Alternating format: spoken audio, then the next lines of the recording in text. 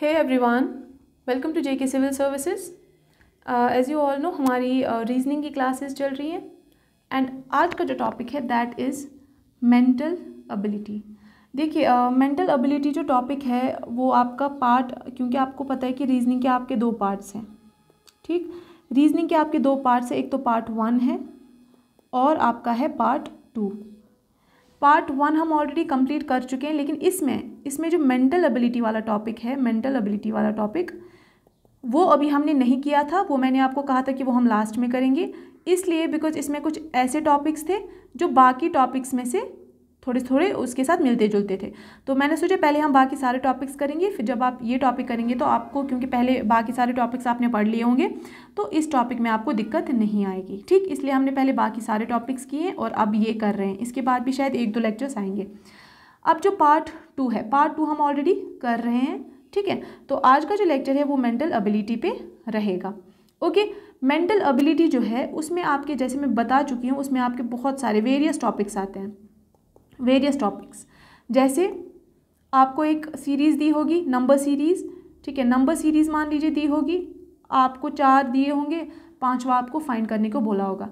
कभी कभी आपको अल्फ़ाबेट्स यानी कि वर्ड्स दिए होंगे। पहला वर्ड दिया होगा, मान लीजिए सेल्फ दिया होगा, सेल्फिश दिया होगा, तो आपको पूछा होगा पहले कौन सा वर्ड आएगा, लास्ट में कौन सा वर्ड आएगा। इस टाइप के क्वेश्चंस भी आपको पूछे जाएंगे। ठीक है, फिर आपको कोई क्वेश्चन ऐसे दिया होगा जिसमें आपको ऑड वन आउट जो है वो आपको पिक करना होगा। कभी कभी आपको क्या क्वेश्चन दिया होगा, if for example if water is to thirst, that means water जो है वो हमारी प्यास को मिटाता है, then food is to dash. तो नीचे हंगर दिया होगा, नीचे यहाँ पे क्या दिया होगा, आपको वाटर दिया होगा। ठीक है, नीचे यहाँ पे आपको दिया होगा हेल्थ। तो ये सारे ऑप्शंस आपको पता है, फूड जो है वो हमारी भूख को मिटाता है, यानी कि हंगर को मिटाता है, तो यहाँ पे hunger will be the answer. ऐसे करके भी आपको बहुत सारे क्वेश्चंस दिए होंगे। और कभी कभी क्या दिया होगा आपको, नंबर सीरीज़ में ही क्वेश्चंस दिए होंगे, 1 2 3 4 करके। इसमें से एक नंबर गलत दिया होगा तो आपको बोला होगा रॉन्ग वन आउट, जो है रॉन्ग आउट करिए। ठीक है, रॉन्ग वन जो भी इन चारों में से गलत नंबर होगा उसको आप आउट करिए, यानी कि जो सीरीज़ के साथ नहीं जा रहा है उसको आप आउट करिए। तो ये क्वेश्चन भी आपको पूछे जाते हैं। तो मेंटल एबिलिटी अगर मैं बोलूँ, इसमें और फिगर्स के जो क्वेश्चन थे, जैसे फिगर एनालॉजी हो गया, ठीक है, वर्ड एनालॉजी हो गया, ठीक है, वर्ड बिल्डिंग हो गया, ओके, उसके बाद क्लासिफिकेशन हो गया। वो सारे क्वेश्चंस या सारे टाइप के क्वेश्चंस जो है, या ब्लड रिलेशन हो गया, क्योंकि ब्लड रिलेशन जो है वो अलग से टॉपिक नहीं दिया गया आपके सिलेबस में, बट मेंटल एबिलिटी में हर कोई टॉपिक इंक्लूड होता है। तो ब्लड रिलेशन आपको देखिए टॉपिक में, सिलेबस में इसलिए ब्लड रिलेशन नहीं दिया हुआ है, हो सकता है एग्जामिनर सोचे कि ये तो ब्लड रिलेशन करेगा ही नहीं, लेकिन उसने मेंटल एबिलिटी टॉपिक दिया गया है और मेंटल एबिलिटी में ब्लड रिलेशन भी आता है। अगर आपको नहीं पता होगा, आप ब्लड रिलेशन को स्किप करके जाओगे, आप बोलोगे ब्लड रिलेशन तो किया मेंशन नहीं है सिलेबस में, लेकिन एग्जामिनर को पता है मेंटल एबिलिटी में तो ब्लड रिलेशन भी आता है, तो वो आपको ब्लड रिलेशन से भी क्वेश्चन पूछेगा, फिर आप वहाँ पे फंस जाओगे क्योंकि आपने इस टॉपिक को स्किप किया होगा। तो इसलिए जो है एग्जामिनर उसने आपको स्पेसिफाई करके नहीं बताया कौन कौन से टॉपिक्स, उसने सिंपली आपको मेंटल एबिलिटी दिया गया है। इसके अंदर न्यूमरस वेरियस टॉपिक्स आते हैं, तो उसने सोचा है कि हो सकता है बच्चा स्किप करके जाए वो टॉपिक्स, तो उनको वहाँ पे फंसाया जाए। ठीक है, तो चलिए विदाउट अ डू आज का लेक्चर शुरू करते हैं और देखते हैं कौन कौन से टाइप के क्वेश्चंस जो है आपको मेंटल एबिलिटी में पूछे जाते हैं। उससे पहले अगर आपको कोई भी PDF चाहिए या आपको टेस्ट चाहिए तो आप JK सिविल सर्विसेज ऐप पे जा सकते हैं, और ऐप का जो लिंक है वो आपको इसी वीडियो के डिस्क्रिप्शन में मिल जाएगा। ओके, चलिए देखिए पहला क्वेश्चन क्या है, arrange these words in alphabetical order and tick the one that comes last. देखिए क्या क्वेश्चन आया, एबेंडन दिया है, एक्विट दिया है, एक्यूमुलेट दिया है, एक्टुएट दिया है और अचीव दिया है। ठीक, तो क्वेश्चन पूछ रहा है ऐसा कौन सा वर्ड है जो क्या आ रहा है, लास्ट में आता है डिक्शनरी में जो लास्ट पे लिखा आता है। ठीक, अब देखिए क्या इसको हम कैसे करते हैं, ए तो सब में आ रहा है, उसके बाद बी आ रहा है, सी आ रहा है, सी आ रहा है, सी आ रहा है, तो सी आ रहा है, दैट मीन्स AB अबंडन जो है वो सबसे पहले आएगा, क्योंकि यहाँ पे बी है, बाकी सब में CC है। अब सी इसमें भी है, तो यहाँ पे सी के बाद है क्यू, यहाँ पे सी के बाद है सी, यहाँ पे सी के बाद है टी, यहाँ पे सी के बाद है एच। तो पहले तो सी आएगा ना, तो दैट मीन्स दूसरे नंबर पे एक्यूमुलेट आएगा। ओके, उसके बाद अब देखिए C D E F G H I J K, तो उसके बाद एच आएगा, एच आएगा, ठीक है। तो अचीव आएगा उसके बाद, ठीक, अचीव खत्म हो गया, एबेंडन खत्म हो गया, एक्यूमुलेट खत्म हो गया। अब ए सी क्यू, यहाँ पे ए सी क्यू था और ए सी टी में से सबसे पहले कौन आएगा? ए सी क्यू आएगा, क्योंकि क्यू के बाद J K L M N O P Q R S T, पहले क्यू आता है उसके बाद टी आता है, तो पहले क्यू आएगा, ठीक है। That means A C Q U I T, acquit पहले आएगा उसके बाद एक्टुएट आएगा, ठीक, A C T U A T E. That means पहले नंबर पे अबंडन आएगा, दूसरे नंबर पे एक्यूमुलेट आएगा, तीसरे नंबर पे अचीव आएगा, चौथे नंबर पे एक्विट आएगा और पांचवें नंबर पे एक्टुएट आएगा। तो क्वेश्चन ने आपको लास्ट पूछा है, तो लास्ट क्या है? एक्टुएट है, तो एक्टुएट जो है वो आपका करेक्ट आंसर हो जाएगा। लेकिन ज़रूरी नहीं है क्वेश्चन लास्ट ही पूछे। अब अगर क्वेश्चन में होता कि सबसे फर्स्ट नंबर पे कौन आ रहा है, तो फर्स्ट नंबर पे अबंडन आएगा। क्वेश्चन में हो सकता है ये पूछा जाए कि मिडिल नंबर पे कौन आता, तो मिडिल नंबर पे देखिए ये उसके बाद ये मिडिल पे है, उसके बाद ये और ये आ रहा है, तो दैट मीन्स अचीव आता मिडिल पे, ठीक है। क्वेश्चन आपको ये भी पूछ सकता था सेकंड नंबर पे कौन आएगा, तो सेकंड नंबर पे एक्यूमुलेट, फोर्थ नंबर पे एक्विट, समझ लगे। लेकिन क्योंकि क्वेश्चन में एक्टुएट पूछा गया है, दैट मीन्स लास्ट नंबर पे कौन आ रहा है, तो लास्ट नंबर पे एक्टुएट आ रहा है, तो इसलिए इसका आंसर एक्टुएट आएगा। आई होप चीज़ क्लियर हो गई होगी। चलिए आप नेक्स्ट पे चलते हैं। अब देखिए, cup is to lip, so bird is to dash. आपको पता है कप से हम कुछ ना कुछ पीते हैं, और वो किसकी हेल्प से पीते हैं? लिप की हेल्प से। मीन्स कप से हम जो भी पिए वो हम लिप्स की मदद से पीते हैं। तो बर्ड जो है अगर वो कुछ भी पिएगा तो वो किसकी हेल्प से पिएगा? वो पिएगा बीक की हेल्प से, बीक यानी कि उसकी जो चोंच होती है उसकी हेल्प से पिएगा। तो क्या ग्रास की हेल्प से पिएगा? ग्रास और बर्ड में रिलेशन नहीं है, ठीक, फॉरेस्ट नहीं रिलेशन है, बुश नहीं रिलेशन, तो बीक, यानी कि जैसे हम कप से लिप की मदद से पीते हैं वैसे ही बर्ड जो है वो बीक की मदद से पीता है। तो इसमें बीक जो है वो आपका आंसर रहेगा, यानी कि चोंच। चलिए आगे चलते हैं। वॉन्ट और फ्लॉन्ट, तो desperate, that means want is to flaunt, so desperate is to dash. अब देखिए, जब तक आपको इन वर्ड्स का मतलब ही नहीं पता होगा तो आप ये क्वेश्चन नहीं कर पाएंगे। वॉन्ट का मतलब हो गया दिखावा, ठीक है, दिखावा यानी कि शो ऑफ करना, ठीक है, शो ऑफ करना यानी कि सबको दिखाना मैं ऐसा हूँ मैं वैसा हूँ। और आपको पता है फ्लॉन्ट का मतलब भी होता है दिखावा करना, यानी कि अगर आपके पास आईफोन है या आपके पास कोई भी अच्छी चीज़ है, घड़ी है, ब्रांडेड घड़ी है, तो आप क्या करेंगे? आप उसको फ्लॉन्ट करेंगे यानी कि शो ऑफ करेंगे। तो वॉन्ट का मतलब भी क्या होता है? Show off. फ्लॉन्ट का मतलब भी होता है शो ऑफ। दैट मीन्स ये दोनों आपस में क्या है? सिनोनिम है, सेम वर्ड है। तो डिस्पैरेट का मतलब क्या होता है? डिफरेंट, ठीक है, डिफरेंट। तो दैट मीन्स अगर डिस्पैरेट का मतलब डिफरेंट है तो हमें इसका सिनोनियम लिखना है। तो सिनोनियम ऐसा होना चाहिए जिसका मतलब भी क्या हो? डिफरेंट, जिसका मतलब हो कुछ अलग, ठीक। तो क्या सिमिलर का मतलब डिफरेंट होता है? क्या सिमिलर और डिफरेंट आपस में सिनोनियम है? नहीं है। क्या होमोजीनियस और डिफरेंट आपस में सिनोनिम है? नो। डिफरेंट का मतलब अलग, होमोजीनियस का मतलब सेम, ठीक है। अलाइक का मतलब भी सेम। तो सेम और डिफरेंट, अलाइक और डिफरेंट तो आपस में ऑपोजिट है, जबकि हमें सिनोनियम ढूंढना है, ठीक। तो कॉन्ट्रास्ट मतलब होता है उसके पूरे ऑपोजिट, ठीक। तो कॉन्ट्रास्ट ऐसा वर्ड है जिसका मतलब होता है ऑपोजिट, और डिफरेंट का मतलब भी अलग होता है, यानी कि कॉन्ट्रास्ट का मतलब भी होता है थोड़ा अलग कर, ठीक है, अलग। डिस्पैरेट का मतलब भी अलग होता है, और यहाँ पे कॉन्ट्रास्ट इसलिए आएगा क्योंकि कॉन्ट्रास्ट और डिस्पैरेट दोनों का मतलब क्या होता है? अलग होता है, और हमें सिनोनियम ही बताना था क्योंकि वॉन्ट और फ्लॉन्ट आपस में सिनोनियम थे, तो डिस्पैरेट और कॉन्ट्रास्ट भी आपस में सिनोनियम ही हैं। चलिए, आई होप ये क्वेश्चन आपको समझ आ गया होगा। नेक्स्ट चलते हैं, pick the odd one out. Pick the odd one out, tooth, nose, eye, ear and chin, ठीक। अब देखिए, टूथ में ओ यानी कि 2 वॉवेल है, नोज में ओ ई यानी कि 2 वॉवेल है, ई आई में है तो यानी कि 2 वॉवेल्स हैं, ठीक है। चिन में आई है यानी कि 1 वॉवेल है, ईयर में ई है और ए है यानी कि 2 वॉवेल्स है। तो चिन सिर्फ एक ऐसा ऑप्शन है जिसमें एक ही वॉवेल है, that is odd one out, ठीक। अब देखिए, pick the odd one out,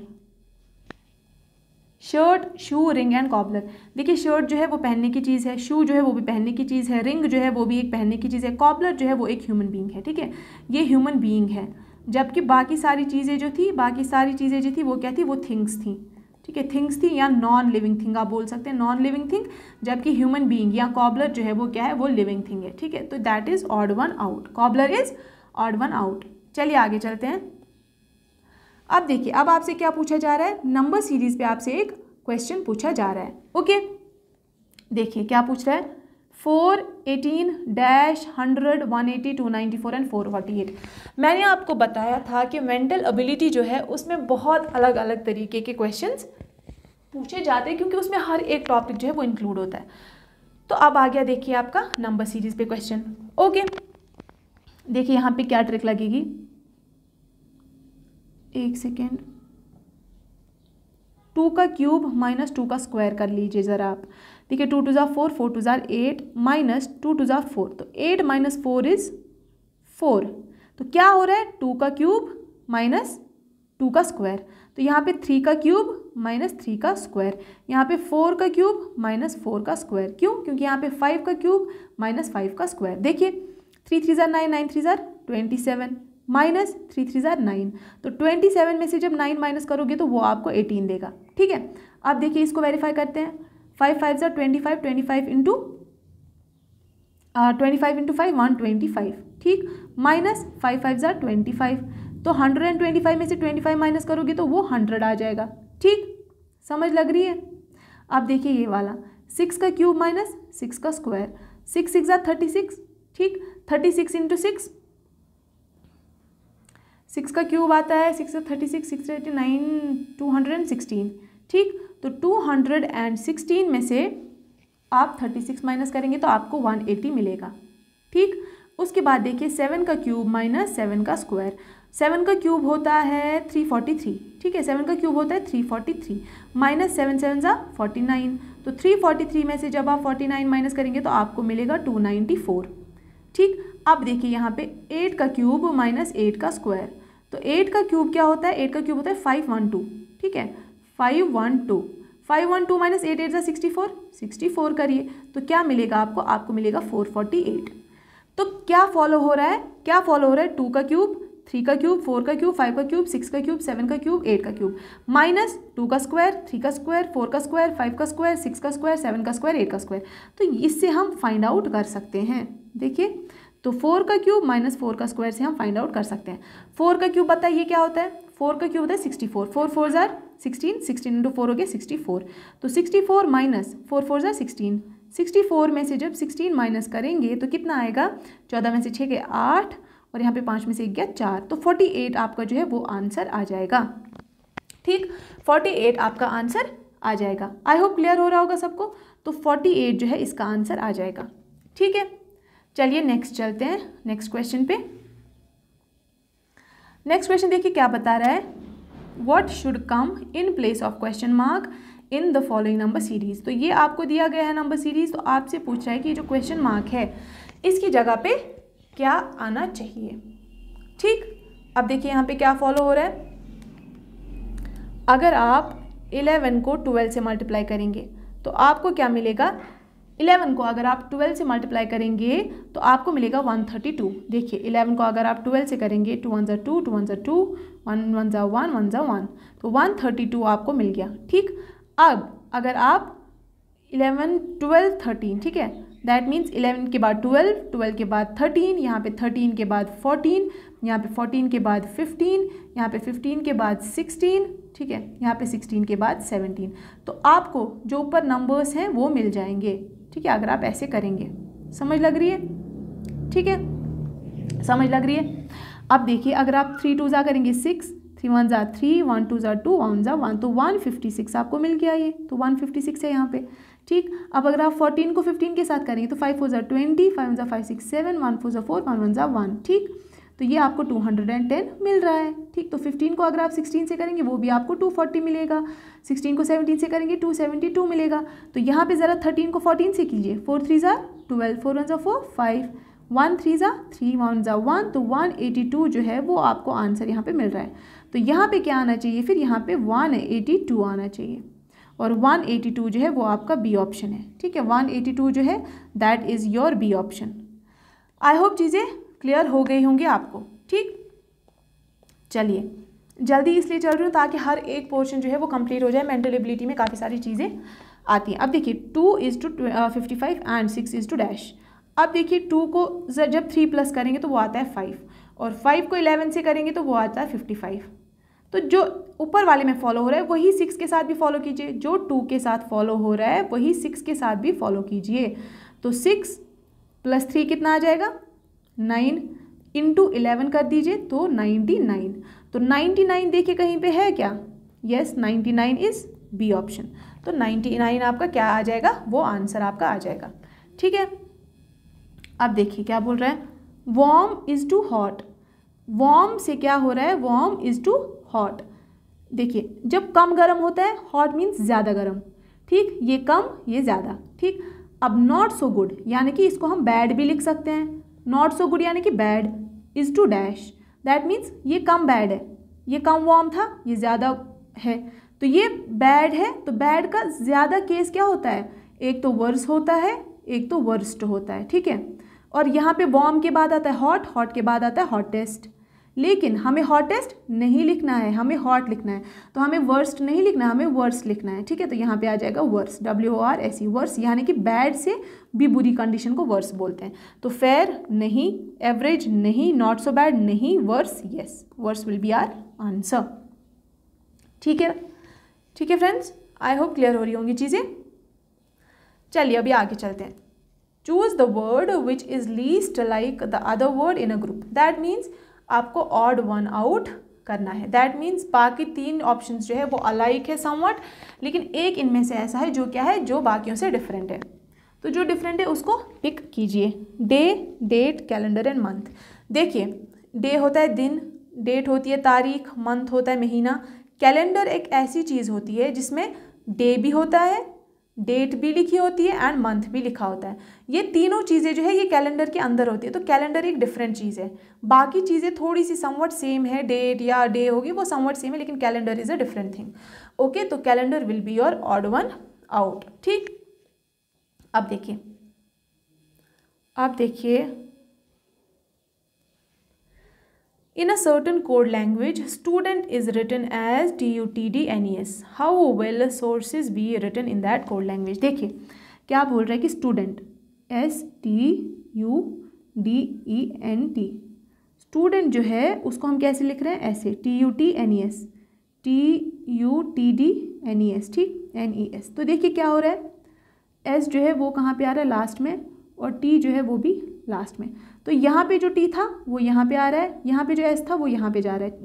ठीक, अब देखिए यहाँ पे सोर्सेज लिखिए, SOURCES। सोर्सेज पूछा गया है ना कि सोर्सेज कैसे लिखा जाएगा, तो इस S को यहाँ पे लेकर आइए, इस S को यहाँ पर, तो ये भी S रहेगा, ये भी S रहेगा। उसके बाद वैसे ही इसमें वैसा ही फॉलो करना है जैसा इसमें फॉलो हो रहा है। उसके बाद ये D यानी कि 1 2 3, बीच वाला जो है D वो D की जगह ही है। दैट इज़ मिडिल जो है वो अपनी जगह है। तो मिडिल क्या आएगा, इन तीनों को छोड़िए, इन तीनों को छोड़िए, R जो है वो R की जगह ही रहेगा, तो R बीच में ही रहेगा। ठीक है, समझ लग रही। उसके बाद क्या होगा, ये T जो है ये U की जगह आ गया, देखिए यहाँ पे T आ गया। ठीक, और U जो है ऐसे करके दैट मीन्स क्रॉस बनेगा, यहाँ पे क्रॉस बनेगा, तो यहाँ पे U आएगा, यहाँ पे O आएगा, और यहाँ पे भी क्रॉस बन रहा है। ठीक, N इधर जा रहा है, E इधर जा रहा है। ठीक, तो यहाँ पे भी क्रॉस बनेगा यानी कि C इधर जाएगा, और यहाँ पे क्रॉस बनेगा यानी कि E इधर आएगा। ठीक, क्या बन गया, SUORECS। क्या बन गया, क्या बन गया, एक सेकेंड, क्या बन गया था आपका, SUORCES बन गया था। ठीक है, तो ये आपका आंसर आ जाएगा, SUORECS, सॉरी ECS बन गया था आपका, SUORECS। ठीक, क्यों, SOURCES था, तो E इधर, C इधर, फिर S इधर, S इधर, U इधर, O इधर, और R जो है वो R की जगह ही रहेगा, तो SUORECS। तो SUOR ये तो नहीं आएगा, SU आना चाहिए, SU आना चाहिए, SU आना चाहिए, तो SUORECS, SUORECS। तो ये आपका सही ऑप्शन हो जाएगा D पार्ट। ठीक है, आई होप चीज़ें क्लियर हो रही होंगी। चलिए आगे चलते हैं। अब देखिए इस तरीके का क्वेश्चन भी आपसे पूछा जाता है, क्या करेगा एग्जामिनर। देखिए देखिए क्या करेगा एग्जामिनर, या तो आपको ट्राइंगल दे देगा, इसमें बहुत सारे ट्राइंगल्स ऐसे करके आपको दे देगा और बोलेगा नंबर ऑफ ट्राइंगल्स फाइंड कीजिए, ठीक है, नंबर ऑफ ट्राइंगल्स। ट्राइंगल भी पूछ सकता है, रेक्टेंगल भी पूछ सकता है, रेक्टेंगल में ऐसे करके दिया होगा, तो यहाँ पे मैं स्क्वायर के एग्जाम्पल लेकर आई हूँ, ठीक है। लेकिन ज़रूरी नहीं है सिर्फ स्क्वायर भी पूछे, वो ट्राइंगल भी पूछ सकता है, रेक्टेंगल भी पूछ सकता है, ठीक। चलिए अब यहाँ पे देखते हैं, ये आपको एक गिवन स्क्वायर है, बड़ा सा स्क्वायर, इसके अंदर अगर आप देखेंगे तो इसके अंदर भी स्क्वायर्स है काफ़ी सारे, ठीक। तो आपको क्या पूछ रहा है, आपको पूछ रहा है how many squares are there in the given figure, क्या 10 स्क्वायर्स है इसमें टोटल, क्या 14 स्क्वायर्स है, क्या 12 है या 15 है, ठीक। अब देखिए सबसे पहले तो आप देखिए सबसे बड़ा स्क्वायर ये वाला हो गया,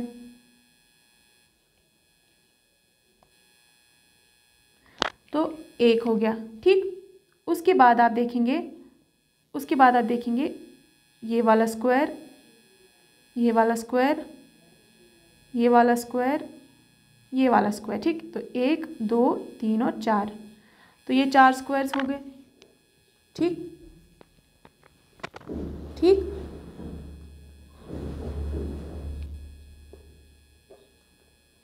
ठीक है, अब देखिए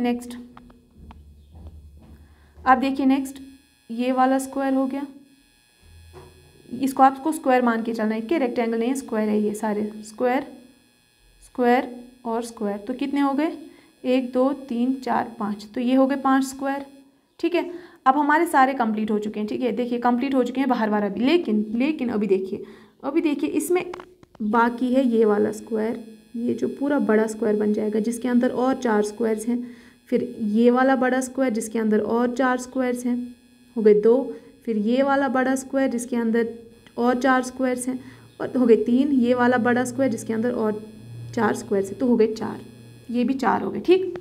अब देखिए अब टोटल इनका काउंट कीजिए ज़रा, 4 और 1 हो गए 5, 5 और 5 हो गए 10, ठीक है, 5 और 5 को जब प्लस करेंगे तो 10 हो गए, 10 के बाद जब इसमें ये 4 प्लस करेंगे तो हमारे पास 14 स्क्वायर्स आएंगे, तो 14 स्क्वायर्स जो है वो आपका आंसर हो जाएगा, ठीक। आई होप चीज़ें आपको क्लियर हो रही होंगी।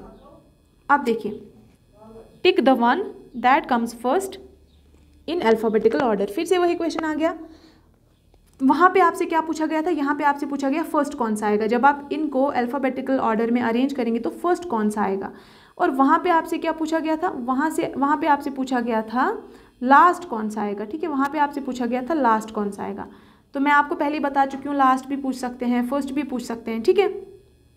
चलिए देखते हैं अब इसमें,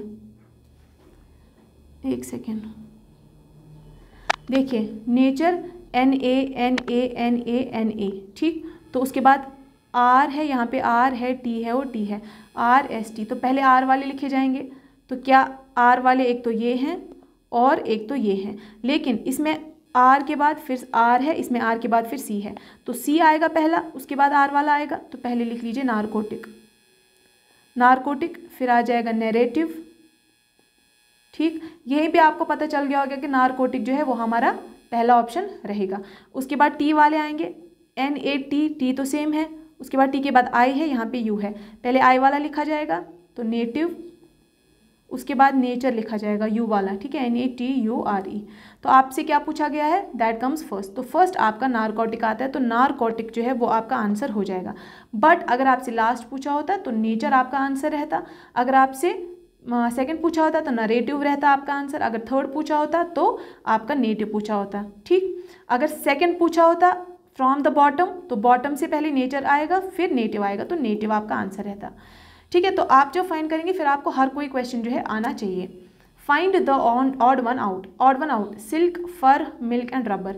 देखिए सिल्क जो होता है ना वो सिल्क वॉर्म्स से आता है, ठीक। उसके बाद फर जो होता है वो भी एनिमल का स्किन होता है, मिल्क जो होता है वो भी काऊ से आता है तो वो भी एनिमल ही है, रबर जो है वो हमारा एक प्लांट होता है, ठीक है, एक हमारा प्लांट होता है उससे आता है, रबर को हम प्लांट से ऑब्टेन करते हैं, बाकी सारी चीज़ें जो है वो हम एनिमल्स से ऑब्टेन करते हैं, ये भी एनिमल से, ये भी एनिमल से, ये भी एनिमल से, लेकिन ये प्लांट से। So rubber is the odd one out because it is obtain from a plant, और rest all 3 are related to the animals. Okay, I hope ये क्वेश्चन भी क्लियर होगा। चलिए नेक्स्ट पे चलते हैं। अब आते हैं आपके ब्लड रिलेशन वाले क्वेश्चन। ठीक, अब देखिए ये क्वेश्चन आपको दिया गया है ब्लड रिलेशन पे। आपको बोला गया है A is B is brother. ठीक है, ए जो है वो बी का ब्रदर है। दैट मीन्स बी क्या है, इसका जेंडर पता नहीं है बी का जेंडर, लेकिन ए जो है वो क्या है, मेल, क्योंकि वो ब्रदर है किसका, बी का। ठीक, ब्रदर है बी का, समझ लग गई। दैट मीन्स ए और बी सिबलिंग है। फिर सी इज़ बी इज़ मदर। सी जो है वो बी की मदर है, बी की मदर है। दैट मीन्स क्योंकि ए और बी सिबलिंग्स थे, दैट मीन्स सी जो है वो ए की भी मदर ही होगी, ए की भी तो मदर ही होगी ना। ठीक है, ये स्टेटमेंट भी क्लियर हो गई। अब बोल रहा है E is D is mother. अब ई जो है, then how is A related to D. अब ई जो है दैट इज़, एक सेकेंड, डी इज़, ये वाला क्वेश्चन, ये वाला स्टेटमेंट तो मैं खा गई। D is C is father. अब जो डी है वो सी का फादर है। ठीक है, डी जो है वो सी का फादर है। ठीक, दैट मीन्स सी जो है वो किसकी मदर थी, ए की भी और बी की भी, और सी का जो फादर है वो डी है। तो अगर सी जो है वो ए और बी की मदर है, और यानी कि ए और बी की मदर का जो फादर है वो तो ए और बी का क्या हुआ, ए एंड बी का तो ग्रैंडफादर हुआ। दैट मीन्स डी जो है वो ए एंड बी का क्या है, ग्रैंडफादर है, ग्रैंडफादर है। क्यों, क्योंकि वो सी का फादर है और सी जो है वो मदर है ए और बी की, समझ गए। तो ई इज़ डी इज़ मदर, और ई जो है, ई किसकी मदर है, डी की मदर। ई जो है वो डी की मदर है। दैट मीन्स ई जो है वो ग्रैंड मदर है किनकी, ए और बी की। डी जो है वो ए और बी का ग्रैंड फादर है। अब देखिए क्वेश्चन क्या पूछा है, then how is A related to D. तो ए और डी आपस में कैसे रिलेटेड है। देखिए ए जो है और बी जो है वो आपस में भाई बहन थे। ठीक, सी जो है वो ए और बी की क्या थी, मम्मी थी, और हमारी मम्मी का जो फादर होता है वो हमारा ग्रैंडफादर होता है। तो मम्मी का फादर यानी कि सी का फादर तो डी था, यानी कि डी ए और बी का क्या था, ग्रैंडफादर था। तो दैट मीन्स ए और डी आपस में कैसे रिलेटेड हुए, अगर डी ए का ग्रैंडफादर है तो ए डी का क्या होगा, ग्रैंड सन होगा, या ग्रैंड सन होगा। ओके, या अगर ग्रैंड सन ऑप्शन में नहीं है तो ग्रैंडफादर आएगा। देखिए ग्रैंडफादर दिया है, ग्रैंड मदर दिया है। सबसे पहले डी जो है वो तो फादर था किसी का, सी का फादर था, तो वो मदर तो हो ही नहीं सकती। ठीक है, डॉटर नहीं हो सकती। क्या ग्रैंड डॉटर है, ग्रैंड डॉटर ऑप्शन आता, लेकिन हमसे ए पूछा गया और ए तो मेल है, तो ग्रैंड डॉटर नहीं आएगा। ग्रैंडफादर आएगा, क्योंकि डी जो है वो ए से कैसे रिलेटेड है, ग्रैंडफादर से रिलेटेड है। ठीक, ए जो है, A is B is sister. Oh I am so sorry. A जो है वो मेल नहीं है, वो फीमेल है, यानी कि वो बी की सिस्टर है, ए। ठीक है, बी की सिस्टर है, मैं ब्रदर क्यों पढ़ रही थी, बी की सिस्टर है। दैट मीन्स ए जो है वो फीमेल है और वो बी की सिस्टर है। ठीक, तो वो क्या बन जाएगी, वो ग्रैंड डॉटर बन जाएगी, किसकी, वो डी की ग्रैंड डॉटर बन जाएगी। ए जो है वो डी की ग्रैंड डॉटर है, क्योंकि हमें A is related to D पूछा गया है तो हम बोलेंगे ए जो है वो डी की ग्रैंड डॉटर है।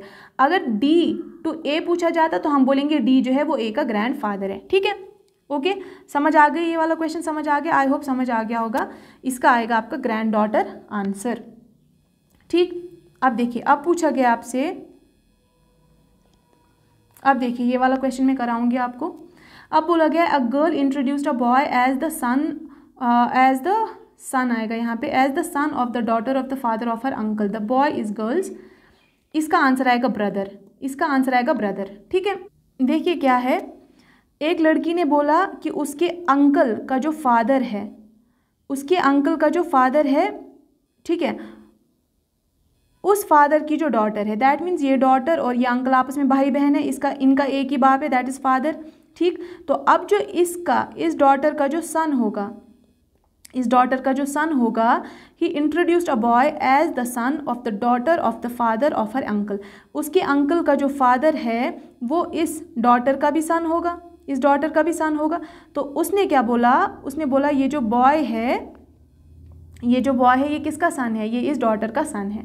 ठीक, और ये डॉटर किसकी है, ये उसके अंकल के फादर की क्या है, ये डॉटर जो है उसके अंकल के फादर की बेटी है, यानी कि ये अंकल और ये डॉटर एक ही फादर के बेटे हैं। द बॉय इज गर्ल्स, इसका आंसर आएगा ब्रदर। ठीक है, इसका आंसर आएगा ब्रदर। ओके, अंकल नहीं आ सकता, सन इन लॉ नहीं आ सकता, सन भी नहीं आ सकता, बचा ब्रदर, तो इसका आंसर आएगा ब्रदर। देखिए ब्लड रिलेशन जो है आई होप आप सबको समझ आ रहा होगा। आपको बस देखिए क्या करना होता है। आप ये मैं जब इसको सॉल्व करती हूँ तो मैं कैसे करती हूँ, मैं अपनी फैमिली के साथ जो है इन एग्जाम्पल्स को रिलेट करती हूँ। यहाँ पे आपको मैं अपनी फैमिली की एग्जाम्पल नहीं दे सकती थी, क्योंकि हर किसी की फैमिली का जो अपना रिश्ता होता है वो अलग अलग होता है। मेरा भाई, मेरी बहन, आपका भाई, आपकी बहन, सबके अपने अपने रिश्ते होते हैं। तो आप क्या करना, आप जो भी आपको सम आएगा ब्लड रिलेशन का, उस ब्लड रिलेशन को आप अपनी फैमिली के साथ रिलेट करके देखना, उस स्टेटमेंट को, आपको खुद ब खुद आंसर मिल जाएगा। ठीक, इसलिए मैं यहाँ पे ज़्यादा नहीं समझा रही हूँ इन क्वेश्चंस को। देखिए अब यहाँ पे एक क्वेश्चन तो ये रहा, ये आपका होमवर्क के लिए रहेगा। आंसर बताने की कमेंट में कोई ज़रूरत नहीं है, आप खुद ब खुद प्रैक्टिस कर लेना इन क्वेश्चंस को। और फिर आता है आपका ये वाला क्वेश्चन, ठीक है, ये भी आपके लिए होमवर्क रहेगा। ये ब्लड रिलेशन पे 2 क्वेश्चंस है, ये आप करेंगे, ठीक है। इसका आंसर था ग्रैंड डॉटर, मैंने समझाया, आई होप समझ आ गया होगा। और ये जो क्वेश्चन था इसका आंसर था ब्रदर, आई होप ये समझ आ गया। मीन्स गर्ल का जो ब्रदर है वो उसकी मम्मी का, ये जो डॉटर है ये उसकी मम्मी है, ठीक। और ये अंकल जो है ये इसका मामा है, इनका एक ही फादर है, ठीक है। तो ये डॉटर यानी कि इस लड़की की मम्मी है, तो इस डॉटर का जो सन होगा वो इस गर्ल का क्या होगा, ब्रदर होगा, ठीक। चलिए आई होप आज का लेक्चर जो है वो इंटरेस्टिंग लगा होगा। अगर अच्छा लगा है और समझ आया है और यूज़फुल या फ्रूटफुल रहा है तो लाइक ज़रूर करना, और अगर चैनल पे नए हो तो सब्सक्राइब ज़रूर करना और पढ़ते रहना, ठीक है, प्रैक्टिस करते रहना, because practice is what is needed in reasoning. Okay, चलिए मिलते हैं नेक्स्ट लेक्चर में। Till then goodbye, all the very best.